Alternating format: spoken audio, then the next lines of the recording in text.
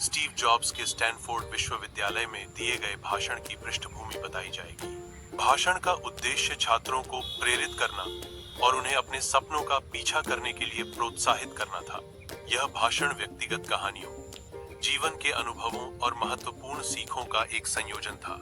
Jobs के शुरुआती शब्दों, मेरे पास आपको बताने के लिए केवल 3 कहानियां हैं, को उजागर किया जाएगा। यह वाक्य जॉब्स के भाषणों की शुरुआत करने का एक विशिष्ट तरीका था। यह वाक्य दर्शकों को बांधे रखने और उन्हें आगे सुनने के लिए उत्सुक करने का एक प्रभावी तरीका था। स्टीव जॉब्स का कॉलेज छोड़ने का फैसला एक महत्वपूर्ण मोड़ था। कॉलेज छोड़ने के बाद जॉब्स ने कैलीग्राफी सीखी, जो भविष्य में उनके काम में बहुत उपयोगी साबित हुई। ये अनुभव, जो उस समय असंबंधित लग रहे थे, बाद में एक साथ जुड़ गए और उनके जीवन को एक नई दिशा दी। जॉब्स के कॉलेज छोड़ने के कारणों का विश्लेषण किया जाएगा। वित्तीय दबाव जॉब्स के कॉलेज छोड़ने के कारणों में से एक था। जीवन में दिशा की कमी भी जॉब्स के कॉलेज छोड़ने का एक कारण थी। स्टीव जॉब्स के कैलीग्राफी सीखने के अनुभव ने उन्हें टाइपोग्राफी के महत्व को समझने में मदद की। यह ज्ञान बाद में मैकिन्टॉश कंप्यूटर में टाइपोग्राफी के विकास के लिए महत्वपूर्ण साबित हुआ। कैलीग्राफी के अध्ययन ने मैकिन्टॉश के टाइपोग्राफिक डिजाइन को एक अनूठी और आकर्षक पहचान दी। भविष्य में बिंदुओं को जोड़ना संभव नहीं है, क्योंकि भविष्य अभी तक घटित नहीं हुआ है। बिंदुओं को जोड़ने की क्षमता केवल अतीत में मौजूद है, जहां घटनाएं पहले ही घट चुकी हैं। भूतकाल की घटनाओं को देखकर ही भविष्य के बिंदुओं को समझा जा सकता है, भविष्य में नहीं। विश्वास किसी व्यक्ति, कर्म या भाग्य में निहित हो सकता है। विश्वास एक मार्गदर्शक शक्ति के रूप में कार्य करता है, जो जीवन में उद्देश्य और दिशा प्रदान करता है। किसी न किसी चीज पर विश्वास करने की आवश्यकता मानव अस्तित्व का एक अंतर्निहित हिस्सा है। यह कहानी स्टीव जॉब्स के एप्पल में शुरुआती दिनों को दर्शाती है। यह कहानी एप्पल से स्टीव जॉब्स के निष्कासन के अनुभव को भी उजागर करती है। प्यार और हानि की यह कहानी स्टीव जॉब्स के जीवन के महत्वपूर्ण क्षणों को दर्शाती है।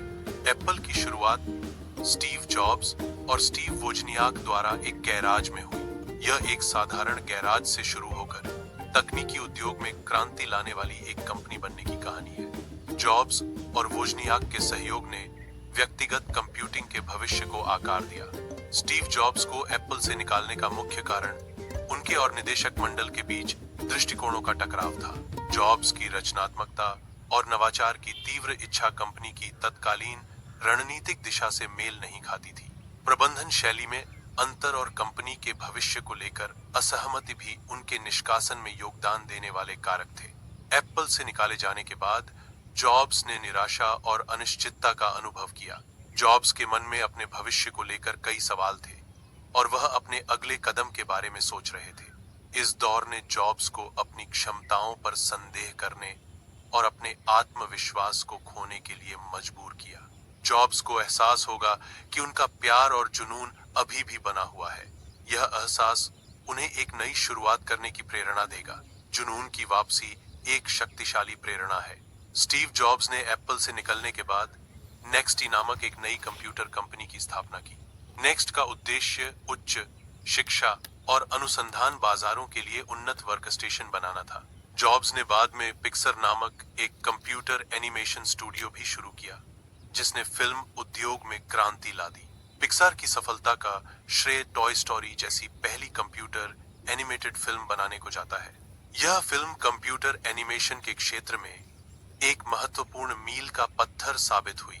टॉय स्टोरी ने पिक्सर को एनिमेशन उद्योग में एक अग्रणी स्थान दिलाया।